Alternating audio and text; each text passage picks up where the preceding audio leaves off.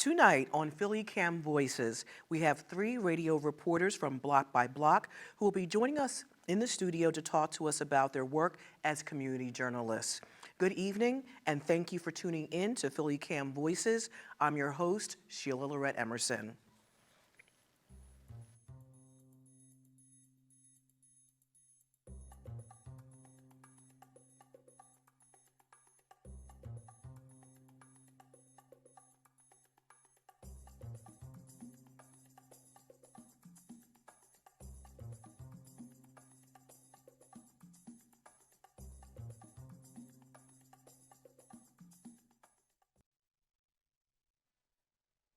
Block by Block is PhillyCAM's live community news radio program, featuring stories from Philadelphia's neighborhoods as reported by PhillyCAM's Radio News Fellows, a multi-generational cohort of burgeoning local journalists.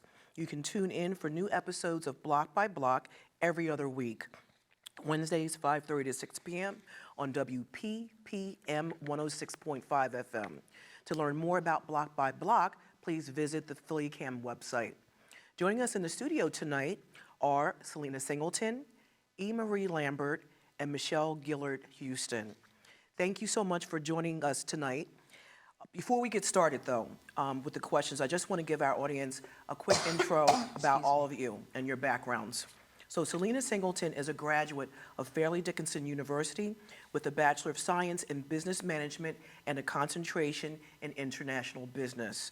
In 2016, Selena began Wonderful Me Media, a production company focused on working with independent creators to publish media products such as ebooks, podcasts, and both scripted and unscripted web series. Selena is a lifelong fighter for the underdog and uses her knowledge to further push grassroots efforts and community leaders in New Jersey. E. Marie Lambert is a longtime educator who is committed to inspiring young people to be their greatest selves. She also loves telling stories about real-life experience that evoke thought, conversation, inspiration, or emotion. Radio and podcasts are the perfect platforms for a closet introvert like E. Marie. Michelle Gillard Houston is a creative producer, cultural connector, and student affairs administrator at Maku Black Cultural Center at the University of Pennsylvania. A fourth-generation Philadelphia native, Michelle is passionate about uncovering community stories and voices unique to Philly. A proud HBCU alum, Michelle holds a Bachelor of Arts in Communications from Howard University and a Master's in Education from the University of Pennsylvania. So the first question is for all of you. Could you please tell me what drew you to community journalism, and why do you think that community-based radio journalism is important? I love telling stories. I feel like that's something that has been in my family for decades. I must have gotten from my grandmother, my mother, and when I heard about the fellow for Block by Block, I really just wanted to tell Philadelphia stories. I'm a Philadelphia native, like you mentioned. My grandparents came here in the early 1900s, so I thought it would be wonderful to talk about the different neighborhoods in Philadelphia, my neighbors, people that I know, people whose stories are often untold, and that's why I was drawn to this program. Yeah, absolutely. It's an amazing opportunity to highlight stories that you would not necessarily hear, and it's an amazing way to get people more engaged in different mediums. I think we can clearly see on the news today, we hear maybe 6 of the same stories on repeat. So it's amazing to be able to highlight people that would otherwise be, their voices wouldn't be told. I loved working with Block by Block and telling community stories because, like these ladies said, like you hear stories that you typically would not hear, that you don't hear on the news.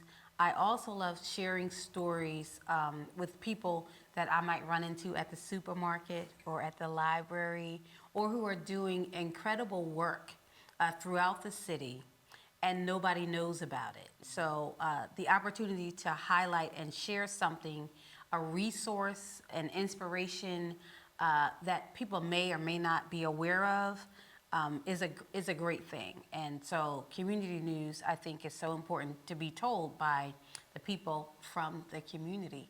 to the community. I love it. Did all of you have previous experience working on audio-based stories before your work with Block by Block? I actually host a radio show Okay. on Uptown Radio every Sunday live called the Talk to Reeb Show. And I do that, I've been doing it for about 7 years now. But the Block by Block Fellowship helped me to learn more about the background of it, learning the board, the scripting, and the other aspects that come into it. On my radio show, it's very unscripted. And, I don't know if you can tell, but I'm kind of a talker. And usually I'm just talking, and then I engage people in interviews via Instagram. And, it's live on the radio. But Block by Block gave me an opportunity to learn so many other aspects of it and to be able to tell different kinds of stories. So I'm learning a lot by doing that. Yeah, I did college radio, which I loved, and I had a podcast called the Spicy Pecan Podcast where I would talk about a lot of the things that we would talk about on Block by Block, different things that plagued our community. I'm from an inner city, and when I was growing up, it was considered one of the most dangerous cities in the United States. So firsthand, a lot of the things that we spoke about on Block by Block, I had experienced or saw secondhand. But absolutely correct, Brad put a different light on it. I was able to learn really amazing journalistic tactics and just things that I hadn't considered in the podcast world and, when I was in college radio. So just very grateful for the fellowship. And mine, similar to Selena, I've always been drawn as an audio storyteller. I was a radio, TV film major at Howard University, and I ended up majoring in radio production. So some of the stories that I worked on back at Howard were, I did a radio documentary on the Black church in Philadelphia. So I interviewed ministers, and I did this whole show. And then, after I graduated, I shifted away from radio production, and I started working in higher education. So I finally feel like I've kind of come back to what I really loved in the beginning, and I thought this would be a wonderful opportunity. Now that I'm decades away from where I was in college, I feel like I'm learning all over again, and this was a great opportunity for me to see what the technology is now, and but still kind of get back in there as a storyteller for audio, which is wonderful. I'm addicted to NPR and Radiotopia and all of those, radio shows, so this is perfect. Okay. So COVID continues to play a role in many of our lives, especially for people who are living with the devastating effects of long COVID. Michelle, you produced a segment on Rodney Westcott. Rodney nearly lost his life to COVID-19 and was severely impacted by long COVID. Due to extreme muscle atrophy by being bedridden for so long, he had to teach himself to walk again a year after surviving the illness. Because of that experience, he decided to create the nonprofit COVID v. Conquerors to inspire other people struggling with long COVID. Let's listen to a few minutes of that story. Tell me about COVID Conquerors and why it was founded, what your mission is, and what you hope to accomplish with this organization. Well, when I was in the hospital, my doctors really didn't have an idea of what was going to happen to me. I would ask, am I going to be able to walk? They didn't know, so they never gave me real answers. So I was watching Rocky. I was watching him run up the steps, and I says, I'm going to do that. And I made a date I wanted to target. One of my therapists told me, listen, you're really motivating a lot of people. So they would have me talk to people in terms of just changing your attitude. I want to help people, and in the process, help myself. And we started COVID v. Conquerors on a FaceTime. When I went on the news, I saw the outpouring of love that I was receiving, how much I inspired them, and how it changed their lives. And I says, okay, that's my purpose. And we're looking for other people. We can help in ways like that. Long-term, long COVID, the everyday dealings that we have to go through that sometimes only we understand.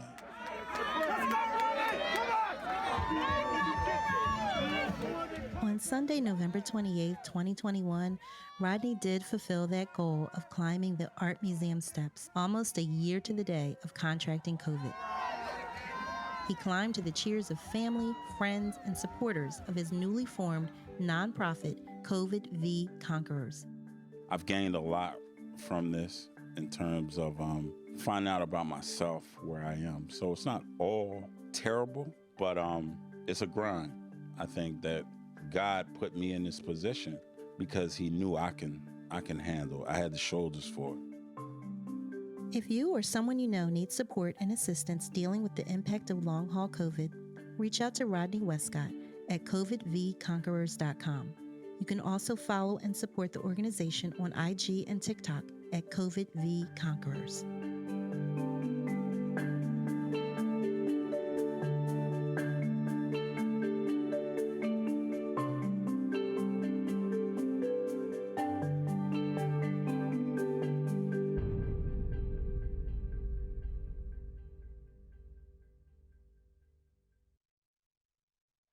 So Michelle, talk to us about this story.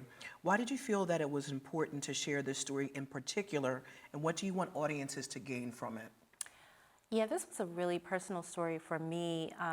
Rodney Westcott and his wife Monique Westcott are dear friends of mine. I've known Monique Westcott since the late 90s, so over a 20-year friendship. And when 2020 happened, and Rodney contracted COVID, it was it was like a life or death situation. At one point, they did tell her, he was in the hospital at the University of Penn, and they basically gave her permission to come in to say goodbye. So everyone was praying for Rodney. Rodney is very connected to the Philadelphia community. So many people love him. And when they saw his story of almost losing his life to COVID and then his recovery, you know, it just, I think, you know, I was considering, you know, maybe not getting the vaccination. I just wasn't sure. And then I saw what had happened to him, and, you know, I said, you know, I've got to get this, because I didn't, it was just so scary, especially during that 2020 time when a lot of us didn't know what was going to happen, and if we got it, what was going to happen. I ended up losing my godmother in 2021 to COVID. So a lot of us were really, truly impacted. If you weren't impacted directly, you know, just being at work or out of work, you know, working remote for all of us who were, you know, out during that time, COVID, it was just really serious and impactful. But I think what really struck me about Rodney Westcott's story was that he didn't just make it about him. He recovered and he said, you know, I went through something. How can I help other people who are dealing with long COVID, with things that they might need? He's helped people with long COVID with like equipment, you know, disability issues. There was one young woman that they helped who sadly had to have her limbs amputated, and they helped, you know, get her the things that she needed to get back and forth, you know, between home and maybe her doctor's appointments and things like that. So it was just really, I was just so impacted and so inspired by Rodney's story that I knew that was one of the stories I wanted to cover for Block by Block. Plus, he's, you know, he's a Philly kid, and he, you know, he's somebody that, you know, a lot of people know. He played basketball in Philadelphia, and he ended up playing internationally, professionally. So he's had a real impact on a lot of people. And what was the biggest challenge in producing this piece? Wanting to tell the story authentically, that really gave light to what he went through, and then how his organization is helping people in 6 minutes. Like, how do you do that in a matter of a limited amount of time, but it's still impactful and still let people know, you know, what he went through and how the organization can help other people. So that was it. Thank you. Welcome. E-Marie produced a story on the work of Beyond the Bars, an organization that offers hands-on learning experience in music production, engineering, writing, creating beats, and recording for youth in Philadelphia. Apart from learning how to use the equipment, the youth can also be enrolled in a teacher training program that also provides the youth with a stipend. E-Marie spoke to 2 students who have participated in Beyond the Bars, and let's listen to what the students have to say. Were you interested in music prior to being introduced to Beyond the Bars? I was definitely interested in music like my whole life. I always listened to music, but like when I turned like 14, that's when I started making my own. Then now I'm 18, so I just kept doing it. And like Beyond the Bars is like, it make it better for me because it's something I like to do. Have you learned some new skills or something that you were not familiar with before? I definitely did. The people that work for Beyond the Bars, like they definitely taught me new stuff like on the computer, how to use it and stuff like that. So yeah, they good teachers. They good teachers. Would you recommend it to other friends? Definitely. Anybody who in the music that's like a teenager around my age, I feel like everybody should get involved with it. Is there anything else you want us to know about Beyond the Bars? They helpful. They gave me a free MacBook and a free piano. I let them. Thank you. So I'm here with another student. Say your name for me. My name is Elijah. And Elijah, you are involved with Beyond the Bars. What has that been like for you? They've been very teaching to me. Like, they've been showing me a lot of things that I haven't known, and they've been putting a little money in my pocket on me. You know, like, but I like Beyond the Bars. So how does the money thing work? Like, what are you doing to earn the money? As of right now, I'm in a student teacher program, so I teach other younger kids. And, you know, I do that from Monday through Friday. That's my little paycheck for the week, and it's nice. Had you ever considered being a teacher before? No, I never thought I'd be a teacher. So what has the process been like? It was just training at first. They showed me how to teach, and they told me whatever sticks to me is what I should use because it's the best way to teach, you feel me? If I'm understanding you, then they should be able to understand me. Marie, what drew you to telling this particular story?